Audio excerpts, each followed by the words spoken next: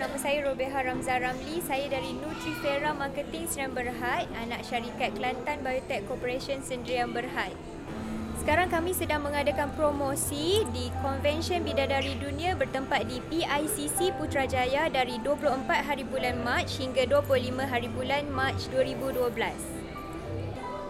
Nutrifera memasarkan produk berasaskan minyak kelapa dara yang terdiri daripada penjagaan rambut, penjagaan kesihatan, penjagaan kulit wajah dan penjagaan badan.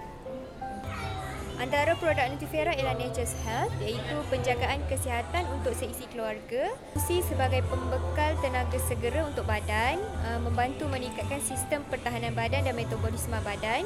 Dia juga membantu penyerapan zat-zat penting untuk badan. Ini juga merupakan antara produk yang terlaris Nutrifera, iaitu Silky Smooth Body Scrub yang membantu untuk meremajakan kembali kulit anda. Produk ini mengandungi minyak kelapa dara untuk melembapkan kulit secara semula jadi, memberi perlindungan dari cahaya matahari dan antibakteria.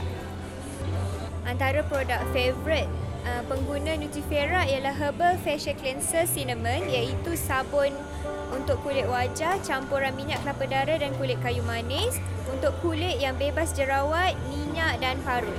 Alhamdulillah, sepanjang promosi kami di Konvensyen Bidadari Dunia di PICC, sambutan amat menggalakkan dan kami berjaya mengetengahkan produk Nutrifera ke pengguna-pengguna di luar Kelantan. Mudah-mudahan usaha ini dapat membantu mempromosikan produk Nutrifera kepada pengguna-pengguna luar Kelantan khususnya.